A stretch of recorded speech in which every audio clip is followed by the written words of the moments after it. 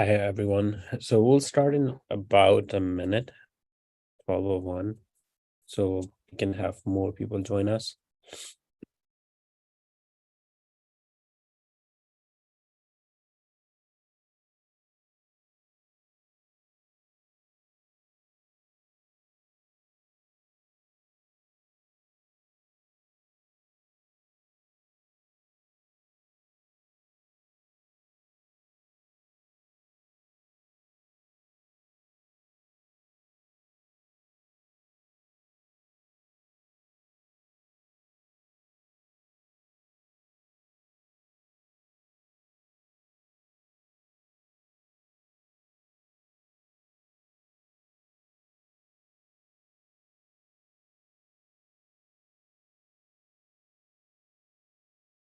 Okay, let's get started. Good morning, good evening, good afternoon, everyone. Thank you for being here. So today we're going to talk about ERAS CV, and we'll go through ERAS CV step by step. I'm not feeling well, so my voice will be a little bit congested. I hope everyone can hear me. Can you guys hear me okay? Okay, great. So I also want to appreciate Dr. Khatija Al-Kubra for letting us use her ERAS CV. She just wanted to help people, so I really appreciate the gesture. If you have a question, you can post the question in the chat. I'm gonna try if I can answer the question as we are going along, so you don't have to wait for last moment to ask the questions. And then I'm gonna provide more of a general guidance, not more sort of a specific or person-specific guidance, because there's so much anxiety about what to do with the ERAS CV. So Dr. Kubra, do you want to share your screen? Hello, Dr. Navid. Sure. Thank you for your time and your efforts. So without any further delay, we will start our session. Yeah. Here it is. Okay. So can everyone see her screen?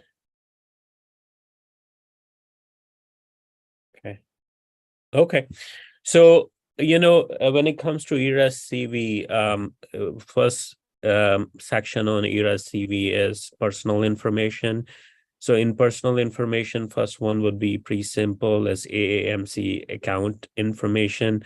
You can see first name, last name, gender, email address, birth date, and then you have to authorize the release of birth date to ERAS so they can release it to the program. So this is pretty simple. Let's go to basic information. So in basic information, you can mention about your last name. What is your preferred name? That would be, let's say if someone wants to use it and call you by that, then they can use it. So for example, my name is Sadiq Naveed. I use preferred name of Naveed.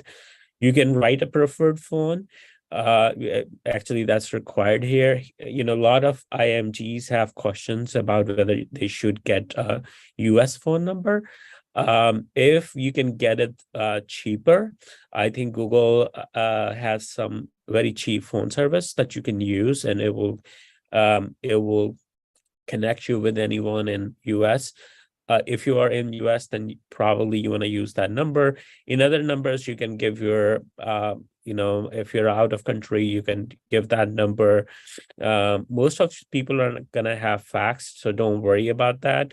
And then pager, for example, if you're working in a hospital setting, if you have a pager, if they want to page you, please give it to them. Dr. Kubra, do you want to use the drop down menu for a set of pronouns Yeah, that sure. you want? So it's whichever pronouns do you prefer for yourself, you can pick one of them. Radhika, yes, I think you need to give permission for your birth date because that is an identifier for you. So I will say that, yes, you need to do that. Now, let's go to the address, current mailing address. If you know someone in US, you can write, a current US address as a current mailing address. If you don't know, that's perfectly fine, because during the process, the way things have evolved, programs don't do mail-in communications. Sometimes they may send a thank you letter, but you're not gonna miss any vital information if you don't have a US mailing address. If you can arrange a US mailing number, let's say if you have relative address, relative phone number, you can use that. My only concern with relatives phone number is that, let's say if I remembered when I was applying for training, I received a call. I was in US and someone wanted to talk to me from a program quickly on the phone call. So if you're using relatives number, you may not be able to connect with the program right away. So if you can afford, you can use a simple, you can use a Google subscription. Some people use Skype. If you cannot afford, it's okay to have, a Pakistani or Indian US number. That's perfectly fine. It's not gonna make or break things for you. Some people may think that, having a US mailing address in a certain state may help you get interview from that state, but now we are in the era of the geographical preference, and you can indicate from there. So if you have it, good. If you don't have it, that's fine too. I would not sweat too much on that. So there are a couple of questions that I want to answer. If I'm in United States for time being and I have US number, but maybe going back to Pakistan by December, is there any option to keep that number? Yes, you just need to keep paying bills and you can keep it active. If I put a US address, should I put yes for permanent address as well? No, you don't have to. You can use a Pakistani address for permanent address. So let's see, go to work authorization. Are you currently authorized to work in United States? So this would be pretty person specific. Can you click on the drop down menu?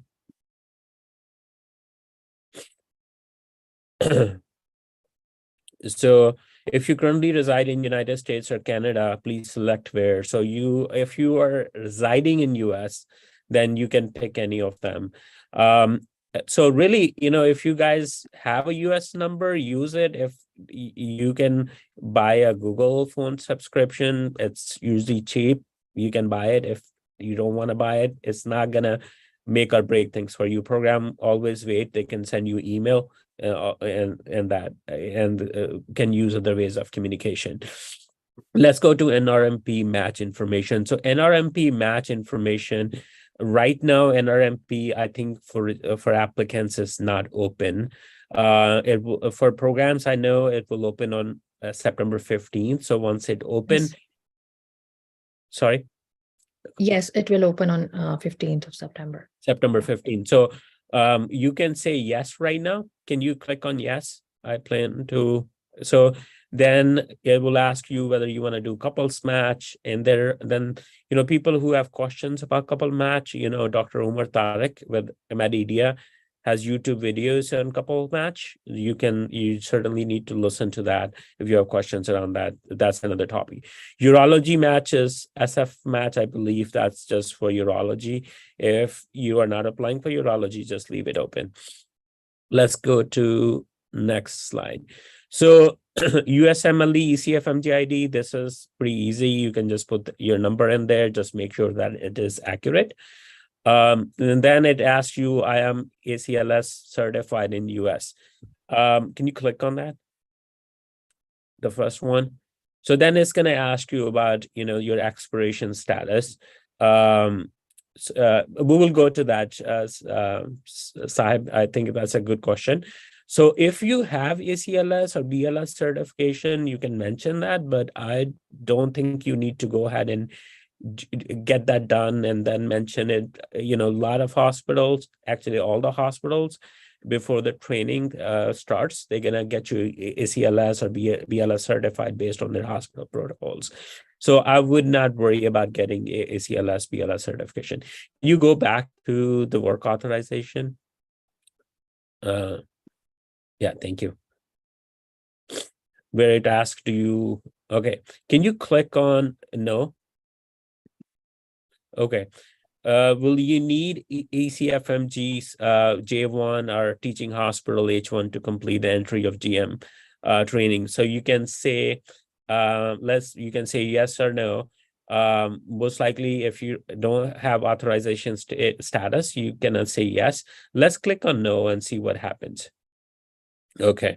So then, because you might not be authorized to work yet, but your EAD might be in process, and that's something you can use, or you are a J2 spouse or H4 spouse, and then that can be transitioned over. So just talk to, if you have an attorney, talk to your attorney and pick for a good reasonable option. Right now, at least for Pakistan, I can tell you there are significant delays in immigration processes.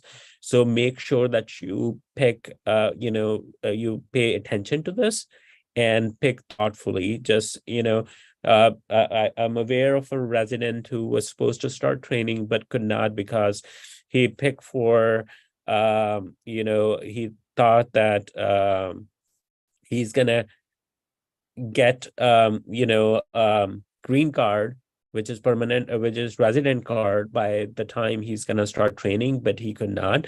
So just pick for an option that really relates to your info right now. There was a question. I would just suggest, if people um, just ask questions in the chat, so I can just have one window that I need to look at. There was a question in the question answer tool. How does a program director interpret change or adjustment of status for green card? I think it really depends on the program. If a program offers visa J1 or H1, and they have done that traditionally, then you can. It really doesn't matter. But with the adjustment of status, then for adjustment of status, you need to be aware of the timeline. If you have an adjustment of status application ED, but you're expecting cases to be resolved soon, will you be both? I think this is something you can ask for from your attorney. I will pick for probably just EAD at that time, because you are you don't have your green card yet, or your legal permanent resident status at this time. If you have both EAD and work authorization, um Khatija, I think what you can do is, so you can relate that to the program. I would probably, in your case, if you're gonna get in 3 months, you can certainly pick for for green card, but that would be in a way not being truthful. So I think it's okay to put what you have, and or you can pick that, and then you can update the program, said I'm going to get my green card pretty soon in next 3 months. But like I'm saying, timelines are off at this time. If we have done BLS or ACLS in another country, can we mention that? Sure, you can mention that. Consider this asks for entirety of GME training. Can you go let me see. I have heard that you cannot do residency with TN visa for Canada. So, Michelle, I'm not, a visa expert. So I think you need to ask people who might have more info. There, I know there is in different. You can ask, for example, in Apna YPC about this question. But pick, the option that relates to you. If you want to pick, and I know people are still going to pick, like they have green card coming up in 2 months and they want to pick legal resident status, just be mindful that immigration processes are running behind at this time. Okay, let's move on. Let's go to the next section. If you have done, I don't know if I answered this question. If you have done ACLS or BLS in another country, can we mention that? Yes, you can mention that. Okay. Can you go scroll down? Yeah. So personal information section is complete. Now we will move to biographic information. Okay, just Alpha Mega status. Can you click that? If you have it, just mention it. If you don't have it, that's fine too.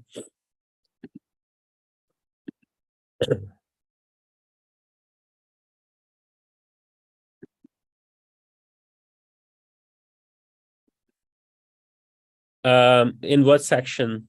It's a biographic information. I know. There was a question by Sahab, which so it does not ask you about the, so for example, can you go back to the previous Sure. section? So for example, for ACLS, so alpha omega status is not really for IMGs. It's for mostly for AMGs. Can you say I am ACLS certified? Okay, so it only asks you about the expiration date. So can you put an expiration date, whatever that might be? So I will answer your question when we'll get there.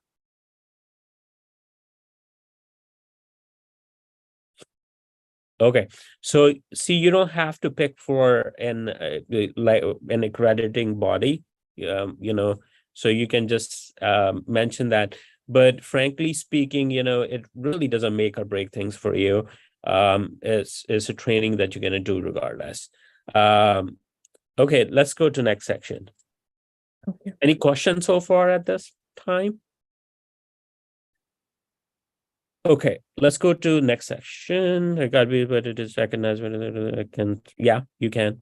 Okay, biographic information. Okay, so how do you identify yourself? You can pick your race. If you are American Indian, you can pick for. So this is pretty self-explanatory. So pick a race that pertains to you. Can you keep going down? Yeah, it's Asian. Yeah. And this is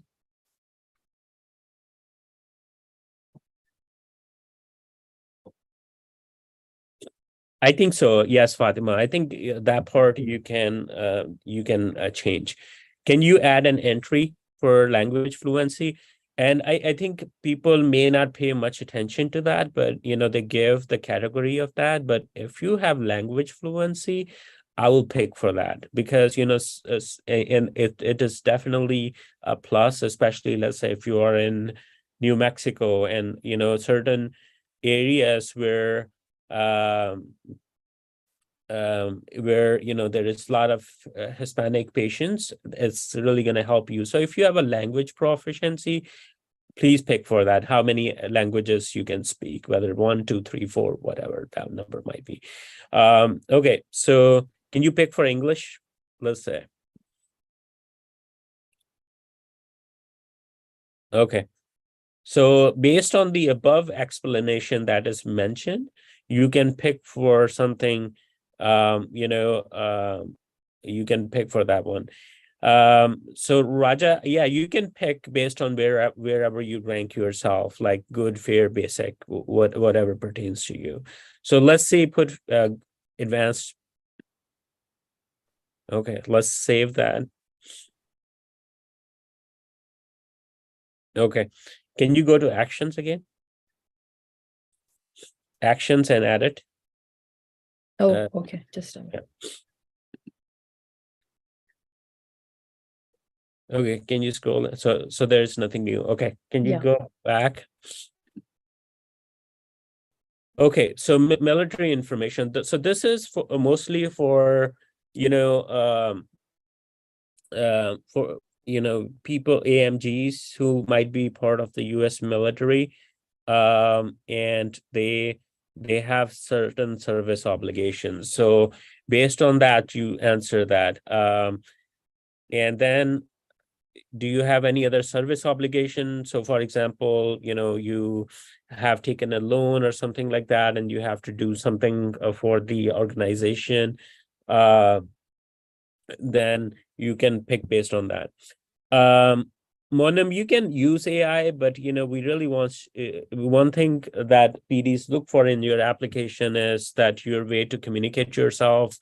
ChatGPT is going to give you very generic sort of description. You will not be able to reflect yourself. So it's all about you. So I will use ChatGPT if you want to use it just to get a basic idea, but I will not use it for just to write it up. Please do it by yourself, and then just check for any mistakes. Okay, let's go to geographical preference. Okay, so in geographical preference, so this is the most probably asked questions these days. And I think people have different opinion. So you do what you think is best for you.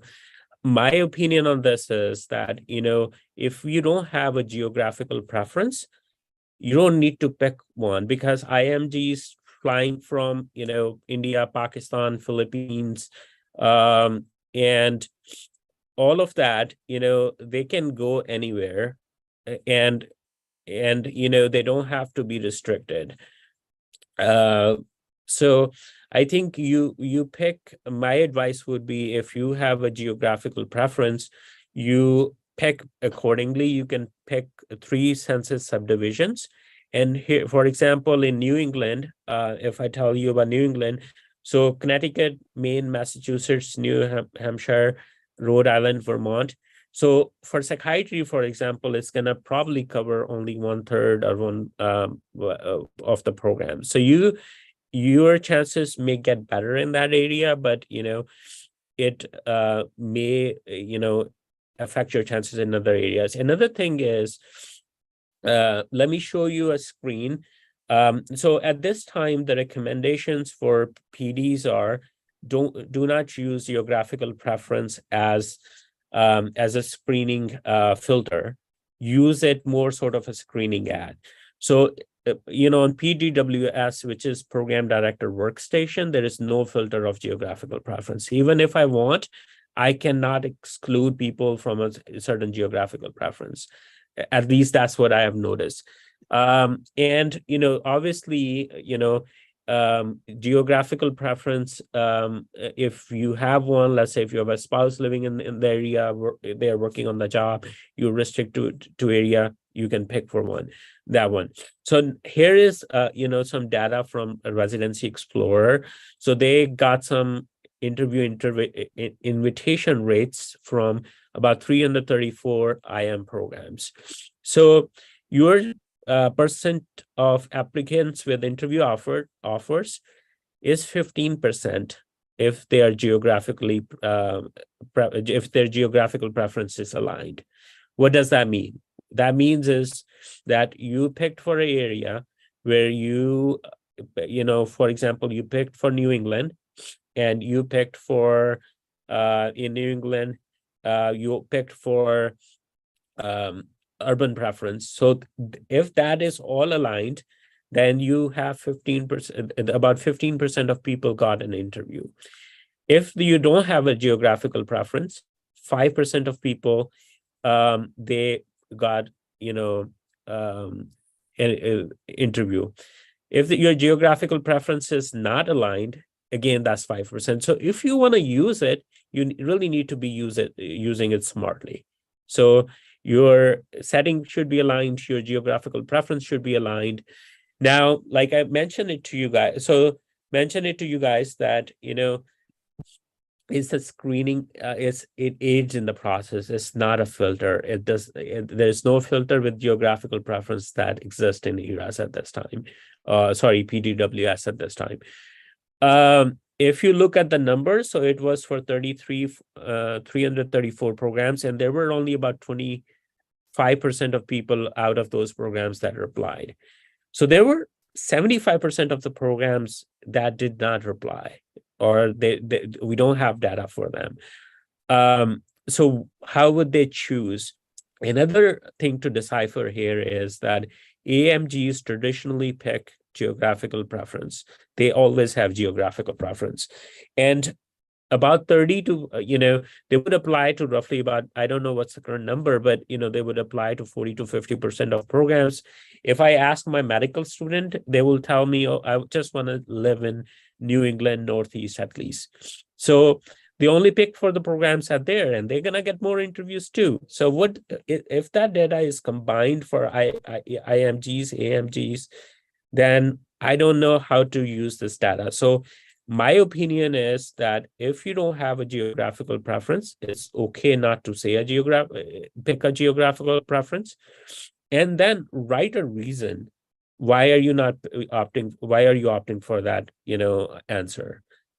So, and let's say, so that would be if you don't pick any. But if you pick any, give the reasons. Why do you want to stay in the area? Um, I was mentoring a person, and she mentioned that because that area is IMG friendly, so that's why I want to go there, which I don't think is a smart answer.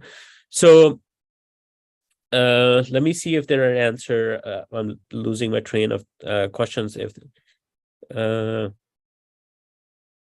can I use and will prefer? Yeah, I mean, if you are from Canada, and you want to pick for an area, for example, I have, I know someone, um, who travels from Canada to Michigan for her PhD. So if that works for you, shoot, I think you should pick it because you have a genuine reason to pick for that. And another thing is that, let's say Khatija is applying for internal medicine program and she said, I don't have a geographical preference, right? Then Khatija, I'm not saying that she does not have a geographical preference. She may have one. So when she sends that option, all the PDs gonna see that she has picked for no geographical preference. But, if let's say if it's me, I'm living in New England area, I pick for that, census division. Only people in that program PDs in that area is gonna know that it has been picked. Other areas not gonna know whether you have picked in New England or not, but they will know that they have not been picked, but another area has been picked. So it may affect your chances there. I think I will leave it as it is. I know there is a lot of anxiety about this. I think it is a screening age. And frankly speaking, if I would be applying to the programs, I will go for, I don't have a geographical preference, and I will give a good rationale for that. But if you want to pick one, because this is your life, this is your decision, then pick for one, pick for three options and give the rationale behind them. And you can keep the same rationale. I think there was a question around that. If we did, let me go to, I want to go to certain areas where it's just like, yeah, there was a question, if I have family and friends, is that a good reason? Yes. And you can sort of mention it as a support system because you do need a support system to survive anywhere. If we did observership somewhere and we like that program, you said, okay, to pick that geographical preference. Again, it's your option, it's your choice to make. So I would just say that, the data at this time, the jury is still out. Data is still ambiguous, in my opinion, at this time. So pick the best option that you have. Don't think about whether you're gonna match there or not match there, whether it's gonna increase your chances or not. If you did an observership somewhere and you really like that program, and you want to match there, then you can also have an option of signal preference. So can we move on at this time? Yeah, Khatija, I think you can do in whatever way, in whatever way you want to do it. If you have three geographical preference, pick for that. There's a question, if we pick three geographical preference, would program in those areas know all three of our picks, or will they only know that we picked them and rational for that? I think they will only know if it is their area. If only their area is picked, they will not know about others. And it's NRMP rule. So if you picked for New England, for example, and you're coming to my program, I cannot ask you what areas have you picked. Is a match violation. So just be aware of that. There's a question, how many programs can we signal? I think it is specialty based. Let me see if I can find something about that. So for example, I think just Google for that information. I know for psychiatry is 5, for internal medicine it's for 7. So it varies from specialty to specialty.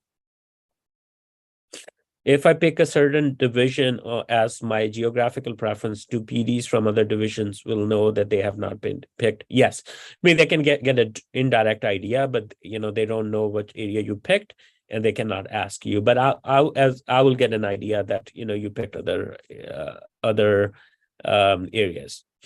Can we move on?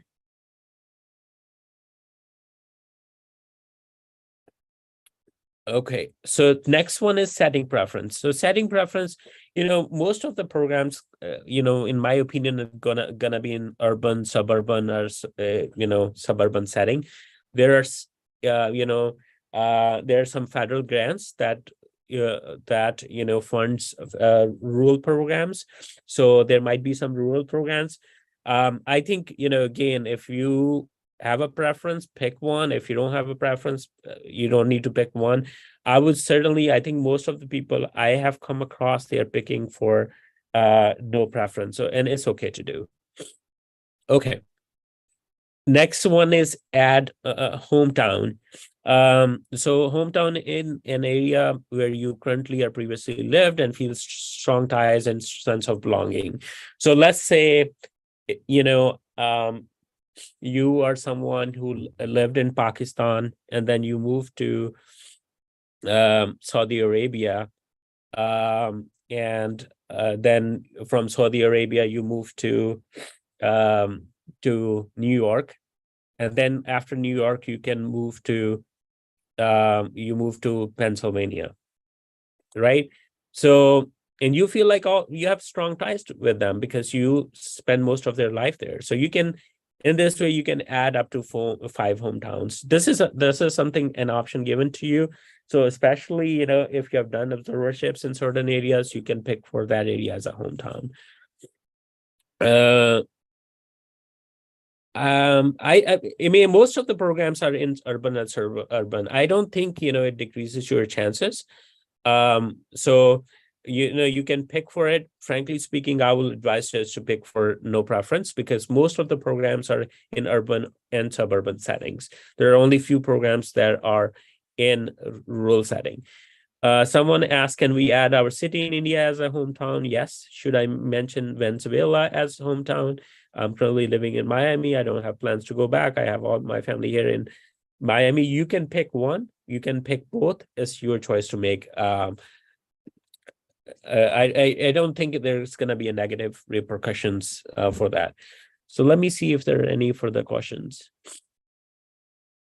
What reasons should we give for no preference in setting preference?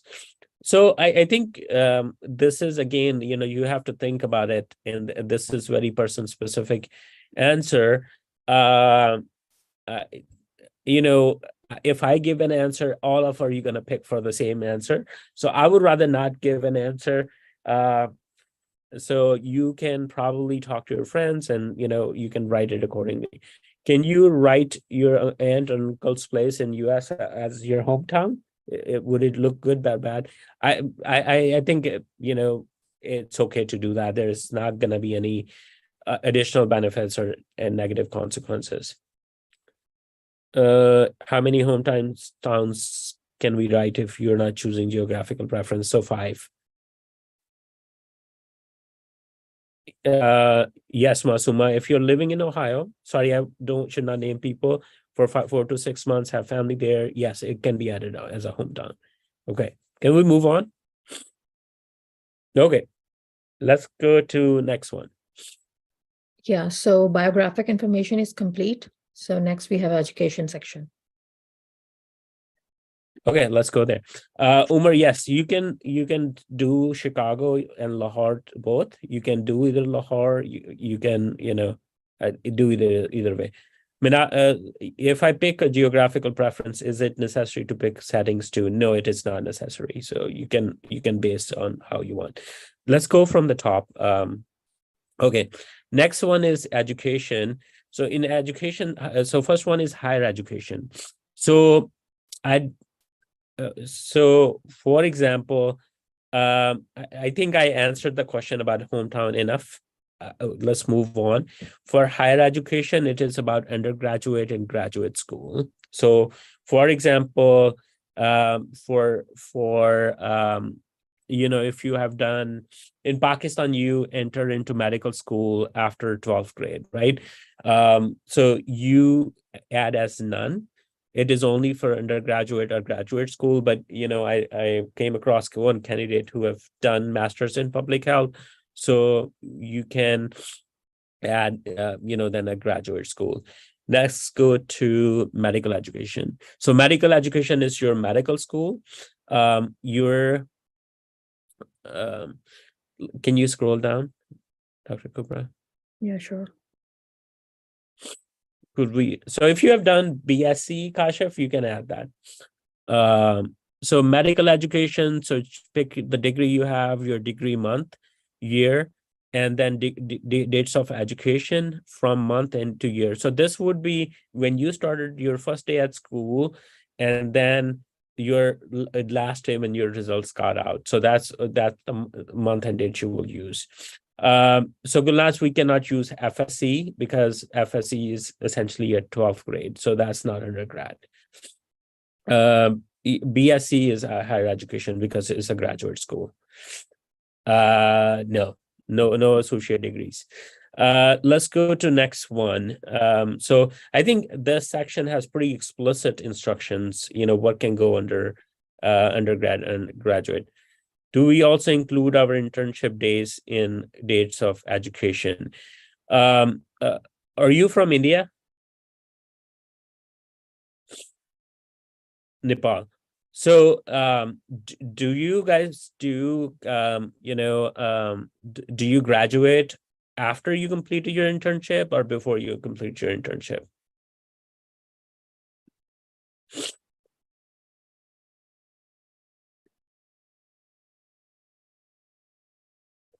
So you graduate. So then, that's part of your medical school education. So after you done your, and I think similarly, it is same in India.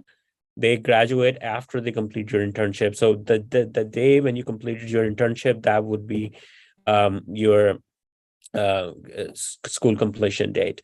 For Pakistan, it's different. So in Pakistan, you graduate after 5 years of education. Internship is not part of your medical education. So internship in that case, the day when you got your final professional exams results, that would be your graduation or your end date for medical education. Let me see, Khatija, if I have any other questions. What's the difference in degree years and year of graduation? So degree year is, I think a lot of time degree year is printed as when the degree was released. So I got my degree 2 years after I graduated. So it doesn't change my graduation date. My graduation date is, I think it was June 2005. That's when I graduated. So that's my graduation date, not 2007 when I got my degree.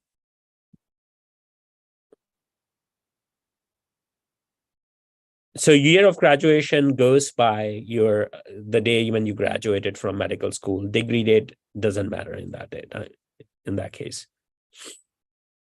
Okay. Postgraduate training. So I think this is where people have some confusion. So this is only for ACGME accredited trainings or some Royal College trainings, American School of Osteopathic Association trainings.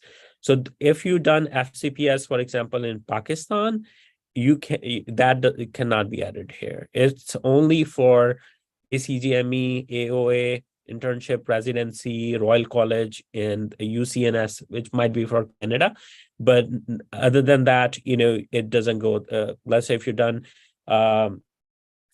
training in India, which is not ACGME accredited, you cannot mention it here. It will go under your selected experiences, if that makes sense.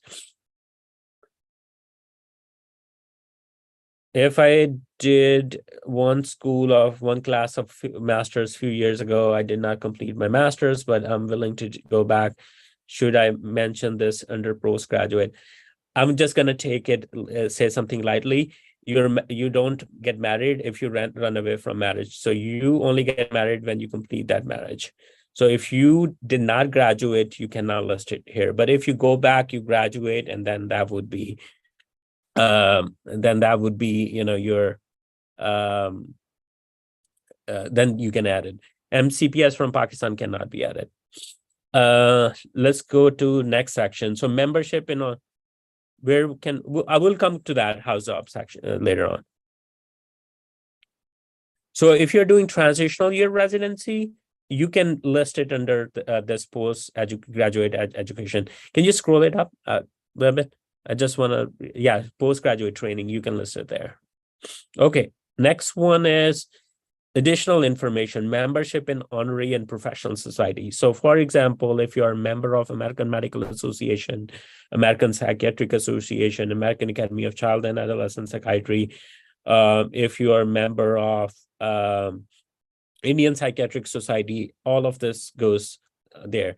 I will come back to House Job 11. Medical school awards, let's say if you were a debater, you got an award in that area. If you had distinction in medicine, that goes under that area. Other awards and accomplishment. I think you can probably, let me think of something that can go under there. So for example, there I did an MPH and I was inducted into their I don't recall the name of exactly the society, Alpha Mega Society, I believe. So if it would not be part of that, I would list it here. I'm a fellow of American Psychiatric Association. I can list it here. I'm a distinguished fellow of American Academy of Child and Adolescent Psychiatry. I can list it there. If you completed stroke scale of AMA certification, yeah, I think you can list the certification course. The problem just with that is, unless it's a significant course, it really does not, make or break things for you. So if you are done, NIH certificate course, I really, it really doesn't matter to me a whole lot unless you took that research course and you did something significant after that. So let me answer some. Can we mention the association even though we have not done? So as long as you're a member, you can list it under there because this is membership. This is not that you have done posters for them. Can we order courses like NIH research courses? You can do it, but I don't think it makes sense. Can we add extracurricular awards in? Yes. And with extracurricular, so they want well-rounded people, and each time you do something other than curricular activities, you learn a lot. It really improves you a person. So if you have it, then you can certainly mention it. Then is member of American Academy of, I think, American Association of Family Practices, right for it. Yes, it can go under membership. Can we get can research certification go under awards? You can list it there. Like I'm saying, where can we put our medical PMDC license in professional membership? I think you can list it there. That should be okay. Thesis during residency can be entered here. So I think this can probably go into the publication section if you have done a thesis work. CD training and handling of dangerous good training from AO, can we include this? Sure. For medical school awards, can I mention scholarship I received during medical school, both for research paper and medical student from minority group? Yes. Can we put HIPAA certification? Sure. I have gotten an award for extracurricular programming in school, but I don't have a certificate program. Can I add it to medical school awards? Yes, you can. In other awards or accomplishment, can we add sports or other? Yes, you can. Where can we add online research courses from Coursera? Probably other awards or accomplishments, PMs, DC, can we add to? Sure. So anything, if you want an award, that can go there. I think I will answer a question about publications when we go to publication section. Can we move on from this? So next we have experience section. Okay, give me 1 second. There was a question. Can you please elaborate section membership in honorary professional society? So, it's about if you're part of any nonprofit organizations or if you're part of any medicine related organization, that's something that can go there. Okay. Okay, let's go to experiences. So I think I answered that question about certificates. It can go under accomplishment unless it's a really major course. You can probably it's not gonna make or break things for you, but you can list it if you want. PMDC can go under probably your professional societies or organizations. Let's see. So Khatija, I'm gonna take your screen off. I'm gonna share my screen. And we're gonna Sure. talk about experiences sections. Okay. Can everyone see the experience section?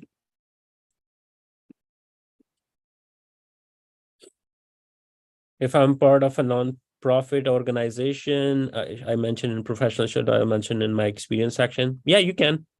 I have a distinction in pediatrics, but I'm applying to internal medicine. Should I mention? Sure, you can mention it. It doesn't go against you. And okay, let's go to selected experiences. So you can pick for 10 selected experiences. And now people are asking, can we combine experiences like from two different hospitals? I would advise against that. So just pick one experience and mention what did you learn from that experience. The focus of ERAS CV has changed from being experienced to being to things that you learn, attributes that you have, qualities that you would earn because of that selected experiences, right? So focus more on that, whatever that brings up. So, but I would still keep more focus on the clinical experiences, but you can add some others too that highlight your strengths that you may bring on the table because of those experiences, right? So Yasser, I have answered that question. You can listen to the recording. Um, so these are 10 experiences, including everything. So that can be volunteer experiences, that can be research experience, that can be your volunteer, your research, your clinical, or your hobbies can go in there too. Now, the first part is I'm going to, start from the bottom.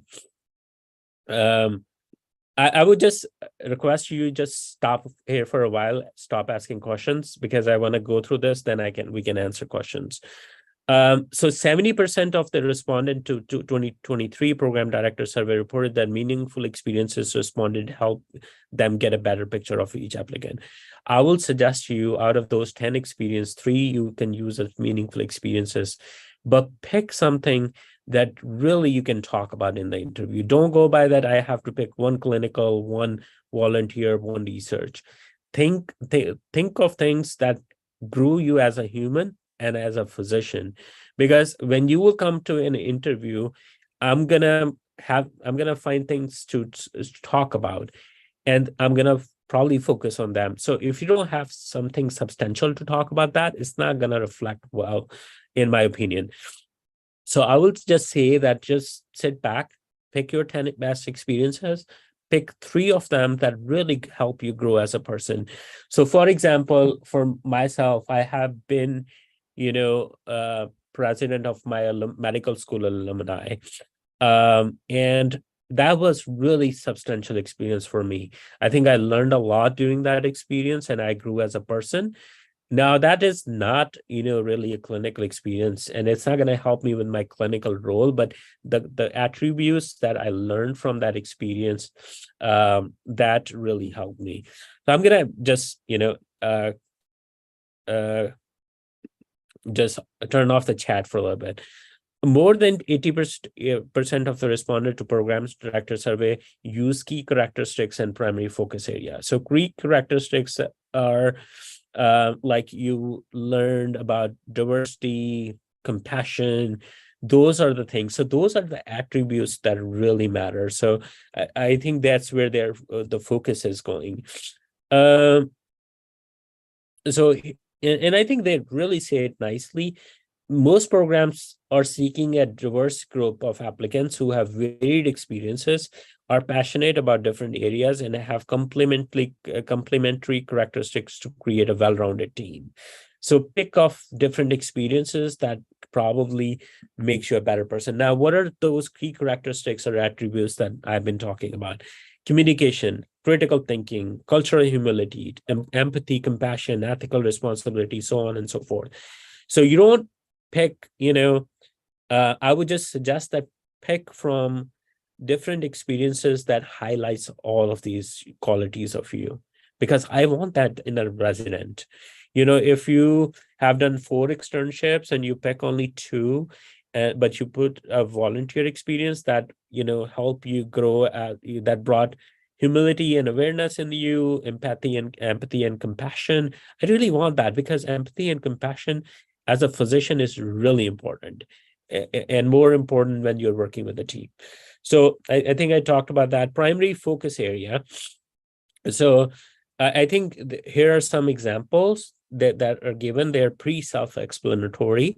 So go through that and check one of them. Now I'm going to spend some time on education and training. Education and training includes clinical training such as clerkship, away rotation, sub-internships, structured observership. My opinion on this is that your observerships, your externships, your house job, your electives, they can all go under education and training. If you have military services, they can go there. Professional organization. If you have worked in a nonprofit, that can go under professional organization wherever you work. Hobbies, other extracurricular activities that can go in. For hobbies, I think you can combine a couple of hobbies that brings a certain attribute of yours in limelight and mention that. But for other experiences, keep them separate. And then teaching and mentoring, volunteer service, and work. So previously, last year, ERAS CV would say that paid or non-paid clinical work would go under the work area, But this year they have made some changes. So let's see, if you pick, for observership, you pick the work. That's fine. It's really not gonna, affect your chances, because these are really vague answers. So you can pick what you think is the best answer for that. So if you have done, for example, externships, and you pick work, I'm not gonna, screen you out just based on that, because this is how you understood that. That's fine, but at the same time, try to be very genuine with what you are picking. Okay, let's go to. I'm gonna open chat, but let's go to Khatija so she can share her screen, and we will pick one, and then we'll answer the questions.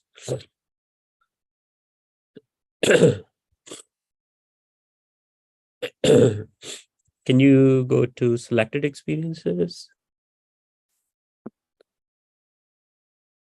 Okay.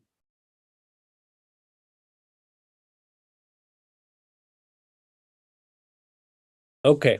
So let's, Khatija, can you fill this up for me? So, for example, pick for organization, you could say ECHN.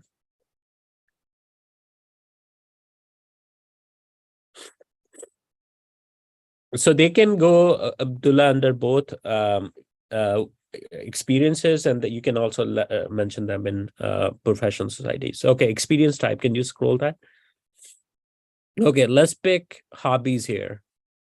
Actually, let's pick extracurricular activity, hobby. Position title. Can you say non-applicable here?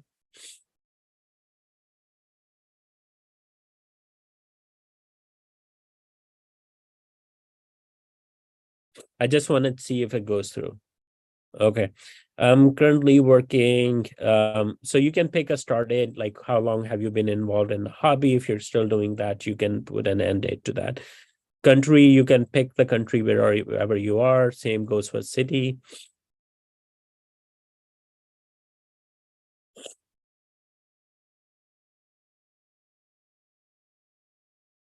Just pick for any. That's Yeah, fine. sure. Hmm.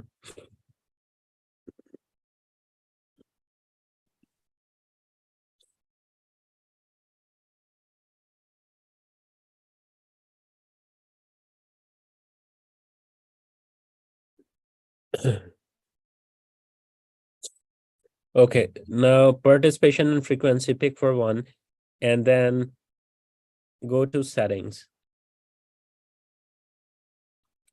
Okay, so you can pick if I think just if you are doing something virtual, you can pick virtual. If you're living in urban setting, just pick for one, wherever you're living.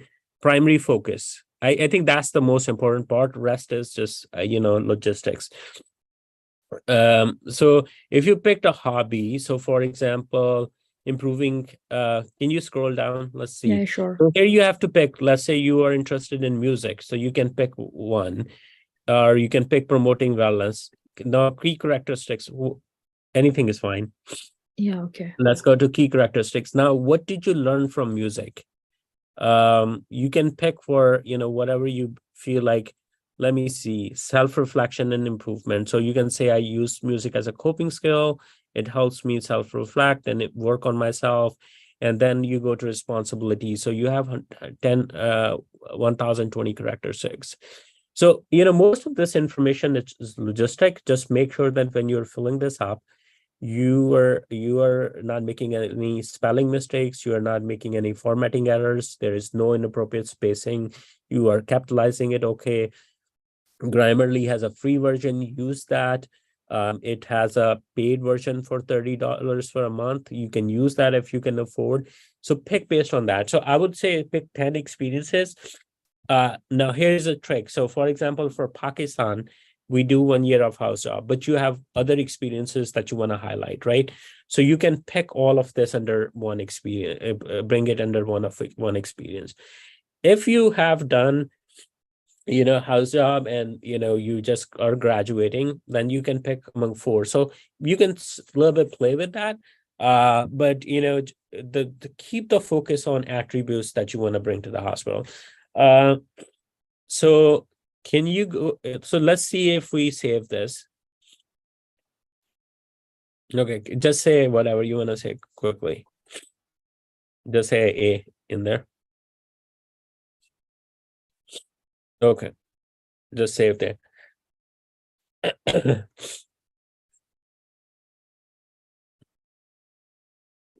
I think you have to pick a date for it.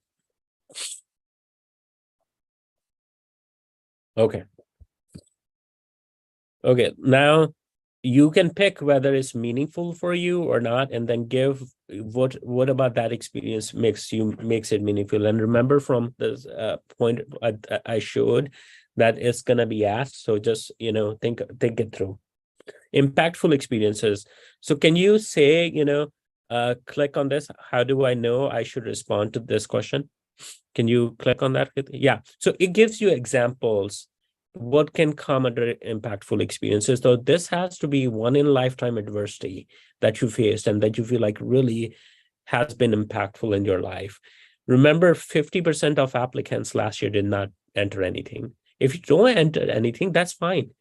You don't have to make up things to enter something, because this is very sensitive information. Not everyone's gonna bring it forward, which is okay. It means it's up to you whether you want to share life adversity with me or not. That's fine. It's up to you. Now, can you go to additional questions? Was your medical education training interrupted? So that's based on, let's say, if you took a year of break. So just mention the reason why did you take a year of break. Just be honest about that, because we're gonna know regardless. So you mention it, then that really shows that you're genuine and you're truthful and factual. So that's about it. Now let me answer the question. So, and I will ask you that type your question in the chat, not in the question Q&A too. 10 experiences are included all of volunteer and research too, correct?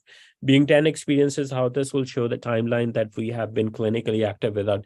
So this format's gonna show some critical gaps, and we understand that, because remember the shift has gone to attributes, right? So I would just suggest pick the most longest one, pick the most influential one, especially if you have done training. Let's say if you're done residency training elsewhere, pick that one.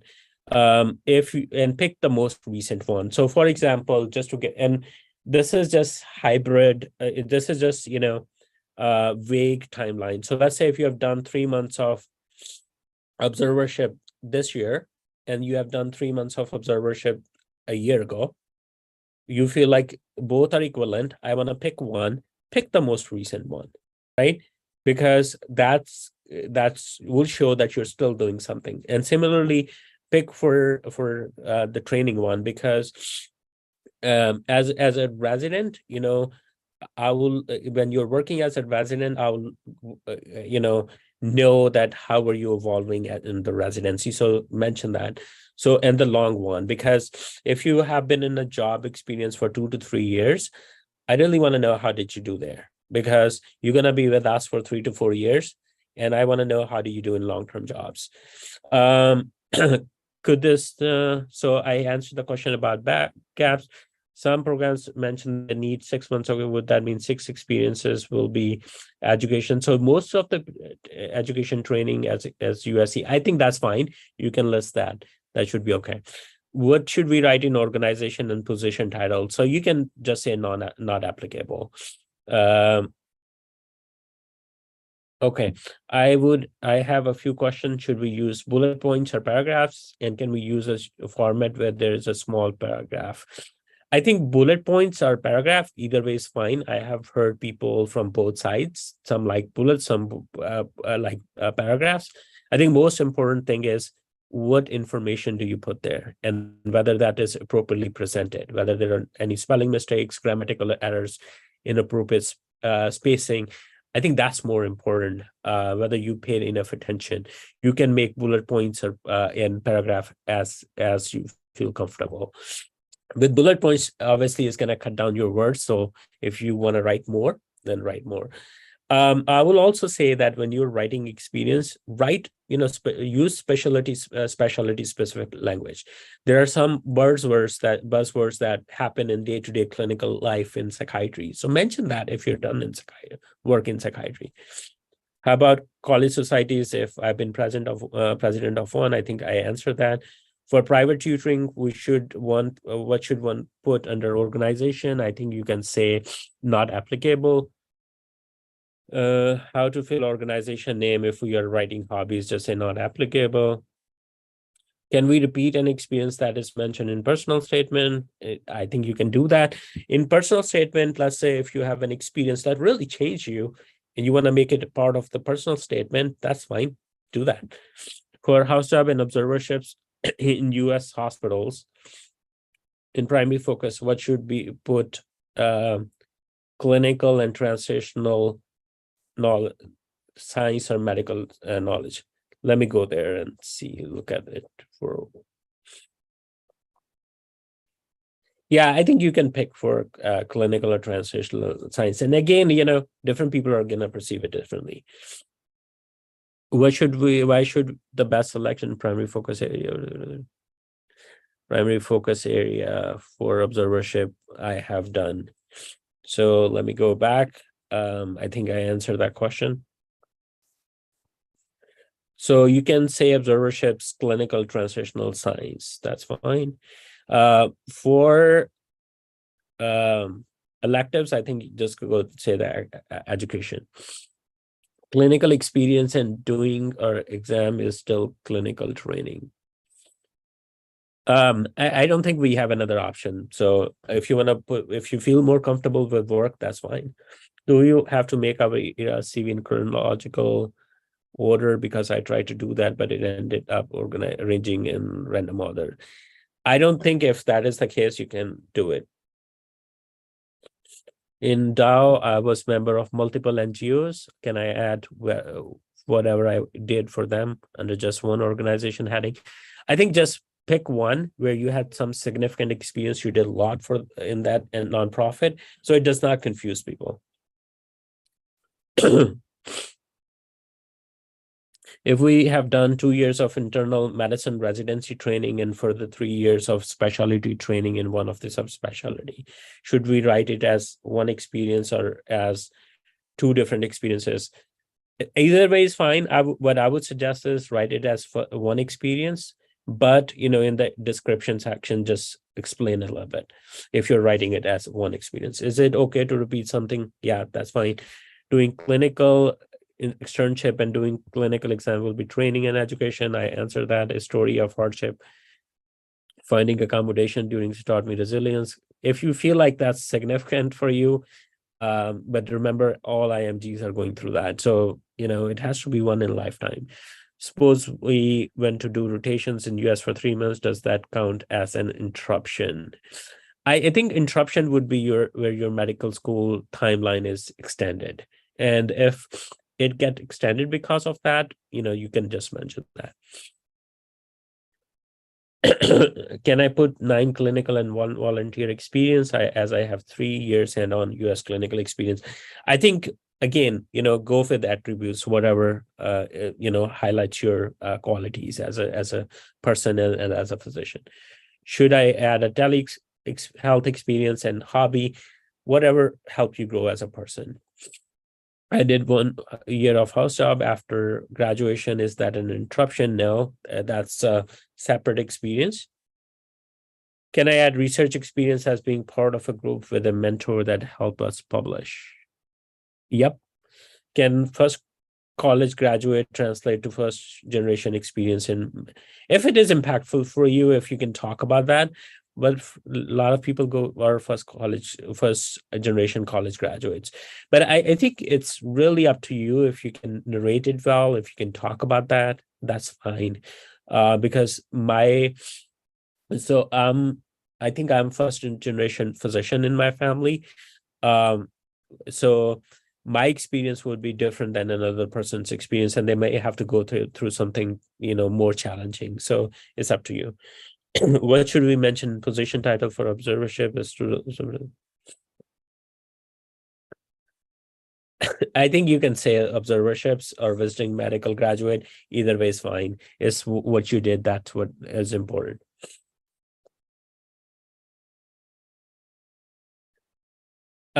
Yes. Can we have different impactful experiences as compared to the examples that are mentioned in ERAS CV? There are 37 questions that are on the list. So at some point I have to stop. Or I can pick the questions that have not been answered. So yes, those are just examples. You can pick for an impactful experience that you want. I'm not gonna be taking any people on the mic. So if you don't have 10 experiences, just mention as many as you have. Don't make up things. And, especially in recent graduates, they're not going to have, 10 experiences. So different departments in the same hospital, clinical experience should be mentioned differently. Mm-hmm. So medical assistant would be probably, I think, more sort of a work experience, especially if you're getting paid. I don't know if other programs are using AI softwares. I really don't know. A medical officer would be more sort of a clinical experience than a medical education or any others. Impactful experience doesn't have to be only during the medical school. As long as you're alive, you can have one.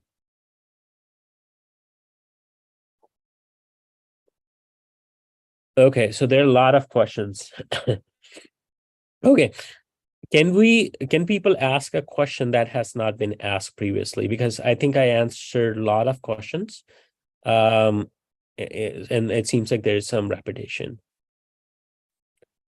Okay, should you write both about hands-on experience after graduated? It was an externship because I have heard it may cause visa issues.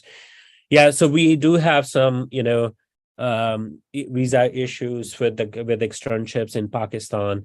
So I think, just be careful.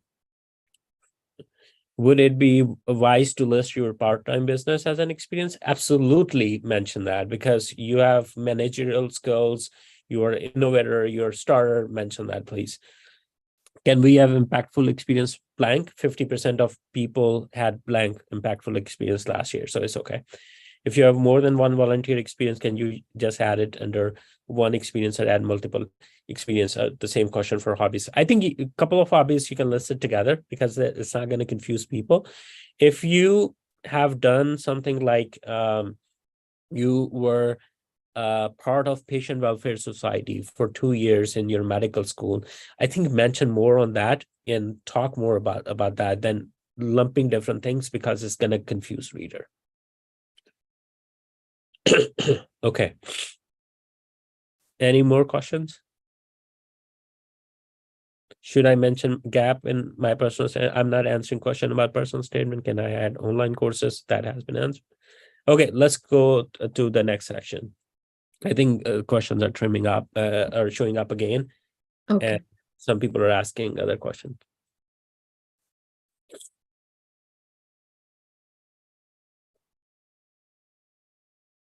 So guys, I'm moving on at this time. So I'm going to licensure. Can you go to licensure? So state medical licensure, it is only for any license in state, United States. So pick one. Can you say add entry? So this will apply to, let's say, if you have a transitional year experience, a transitional year residency, you may have an active license. Can you pick for a state, let's say Connecticut?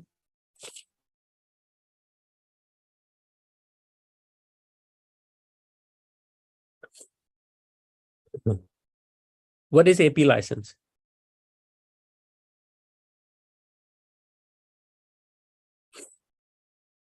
So this is pretty self-explanatory. I think it goes for mostly, yeah.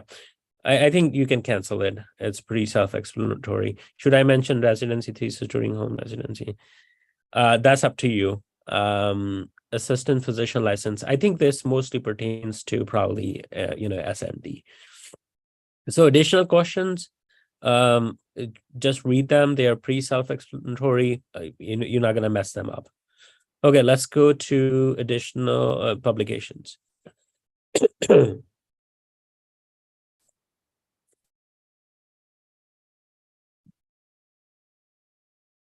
So Radhika, you can mention residency. You can mention when you're mentioning residency, just mention thesis there and then in the publications. That's fine not to have a hobby. Okay. So I'm going to go through them one by one.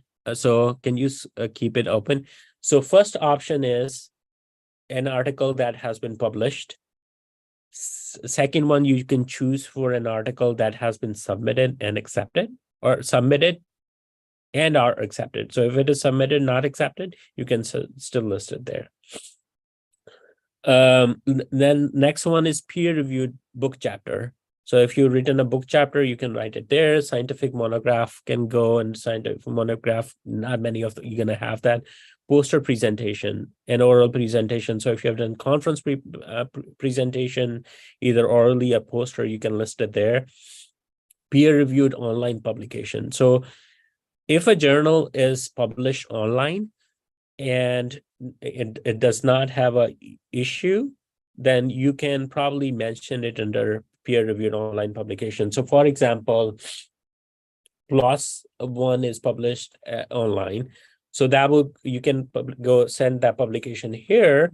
But if it is like a subscription journal, like American Journal of Psychiatry, you can list it under the first option that we talked about.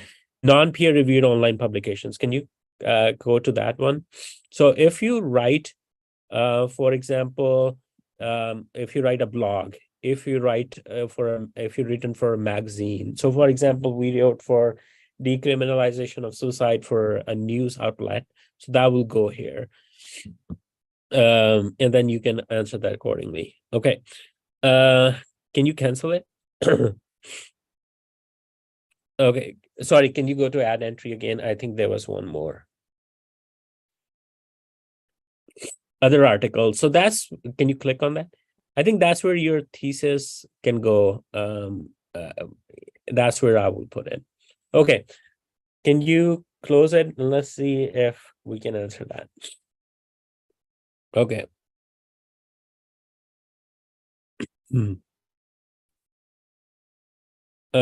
Thesis not published in any journal can still be a publication. So I think that can go under your experience. And if you can also list under your other publications, that should be okay. It did an oral presentation at UPNA. I'm already writing in research section. Can I put it again in experience section? I would just put it under oral presentation. I think it's a duplication in my opinion. Then adding, a research experience. I consider research experience as where you worked in a lab, where you worked for 3, 4, 6, 10 months, a year. But if it's just one publication, that's where that's where it goes. I have published 3 summary sessions in a conference for a high impact. Under which section I should add this? So I think this would be non-peer reviewed publication. So you can list it there. What to do if we don't have none of anything? Just select none. If I have published an abstract, can I mention it too? And under what category? Can you go to add entry? Sorry. You have been so patient, Kratija. That if it was peer reviewed, you can pick for peer reviewed journal articles and abstracts. Okay. I have research abstract that I've done under a mentor affiliated with. Is it okay?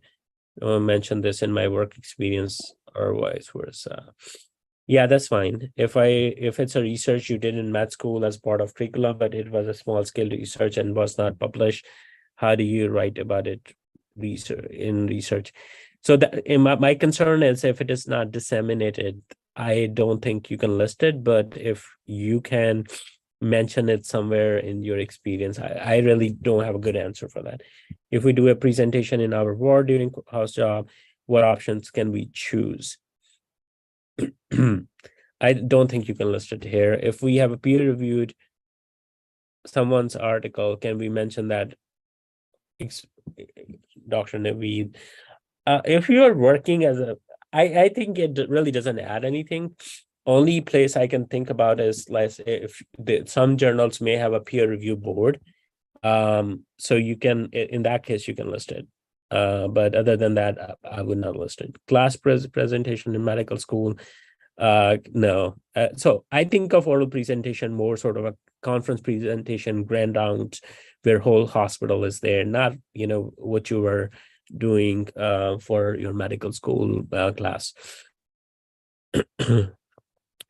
With regards to authorship of posters, I am the presenter. Do I mention that in authorship and list of authors? Then yeah, I think you can do that. If I wrote a book for anatomy for you can write in under if it was non-peer reviewed, then I would write under non-peer reviewed. Otherwise, you can write under peer reviewed books. Can you write same research under poster publication and publication? Yes. Editorial letters will go in which heading. So editorials are usually not peer reviewed, but if it is peer reviewed, you can write under peer reviewed.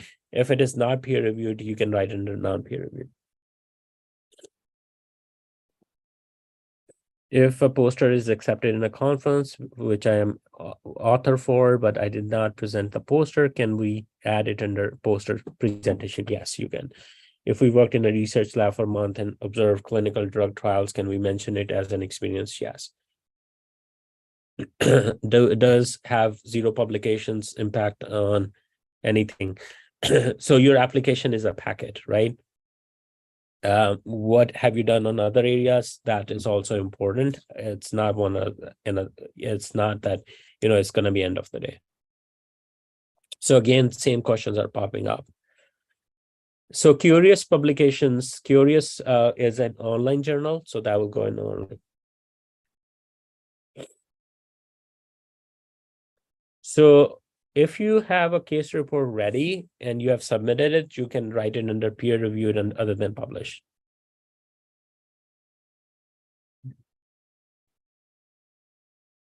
Is there any section of active research? Research experience can be one.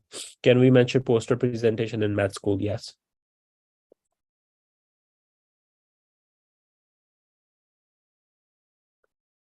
Your book chapter. I'm just scrolling through. There are a lot of questions that I already answered. So posters, whether local conferences, regional, national, your medical school, your hospital. If you have done poster there, please, um, you know, mention it. If you are a presenter and not author, you can list it. If you are not presenter but author, you can still list it. Can we mention the abstract that we are submitted to the conferences this year and are waiting for acceptance? It seems like, ERAS lets you do that, but be very careful about that, because we did an article a couple of years ago that was submitted, and my colleague at that time went for an interview, and they asked if it can be shared. Is oral presentation award counts? No. If we did research but not submitted to the journal, what would that be called? Nothing. How can we know if it is a journal or online? I look at the journal website and see if they publish the issue or it's just present online. Is blog post article considered others? Blog post can be, I think, others too. It can also be non-peer reviewed publications. Okay. Yes, if you did oral presentation, you can mention it. Okay. I'm gonna take, questions for another 3 minutes, and then we're gonna call it a day. Okay. Will this webinar be uploaded or unfortunately, it would be shared on Apna YouTube channel. I'm gonna share the link here, so you can go there and listen to it later. Just give me 1 second. I'm gonna share this. I'm gonna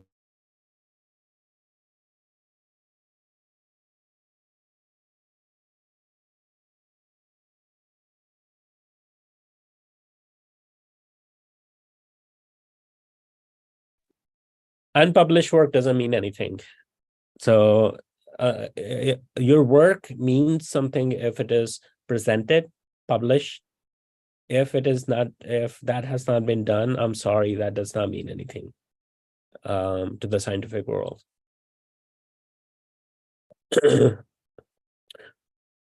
Should we mention red flags in personal statement? I have done spaces on red personal statement. Please listen to that. When writing about house job rotations, all of them had similar experience, like history taking physical examination. Do you suggest writing about them? Is it okay if yeah, I think it's okay if it's a reputation.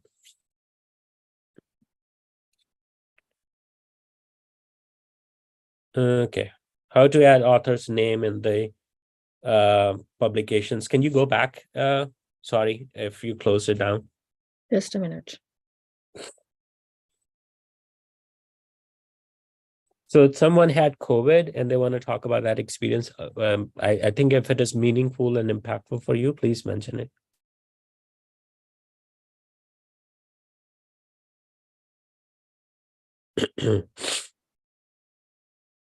Can I mention research in my work experience where my core work was questionnaire filling and things on those lines? Yes, you can do that. Scientific review, systematic review and meta-analysis courses, meta-analysis Coursera and Cochrane. Could we add them in research experience? I don't think so. I think you can mention probably under other accomplishments. Can you go to peer-reviewed journal articles published? The first one. Okay. Is it good or bad to apply to the program outside my geographic? Yes, you should apply because it's just a screening aid. And make sure that, even if you pick a geographical preference, apply to the programs where you meet the criteria. If you don't meet the criteria, so for example, you apply to a program that does not sponsor visa, but you need visa, it doesn't matter if it's in your geographical preference or not, it's going to send you a rejection. So case reports, if it is submitted, it can go under peer-reviewed journals articles. Okay. If my attending let me do the hands-on experience during my externship as a graduate? Can I write my experience as an observer? I think you need to see what it says on the LOR. So you need to check with them. So stories are consistent. Okay. Okay. So journal article title is pretty, simple. For authors, mention the last name first, then first initial. So Naveed, comma S, and then Kubra dot K. So publication name would be the name of that name of the journal. Sorry, journal. Yeah, name of the journal. Article URL. If it is online published, then you can say give a URL. PubMed ID. If it is PubMed indexed, you can go into PubMed and you can find that out. Volume, issues, pages that will show up on Google Scholar Citations. Okay, can you scroll down, Khatija? Sure. Okay, and then rest of them are explanatory. So I think this is a very good question. How should we approach signaling? I think you're referring to preference signaling. I would suggest that look at the program criteria and apply use. Let's say if you're applying to psychiatry, 80% of your signaling should be the program where you have chances of matching or higher chances of matching. Your credentials are compatible with that program. Maybe one you can pick where you desire to match, but it's a little bit out of your reach. But use your preference signaling very carefully. So with this, I'm gonna stop. Thank you very much, Dr. Khatija Al Kubra. It was a long session. I hope that this was helpful. You can go back to the, if you have questions, we went through a lot, go through the Apna YouTube channel. I will appreciate if you subscribe the channel. What we do with that is that channel is monetized and we use that money to help IMGs. So it would be a huge favor to us if you can subscribe Apna YouTube channel. Thank you very much, everyone. You are amazing candidates. You're going to do great. This anxiety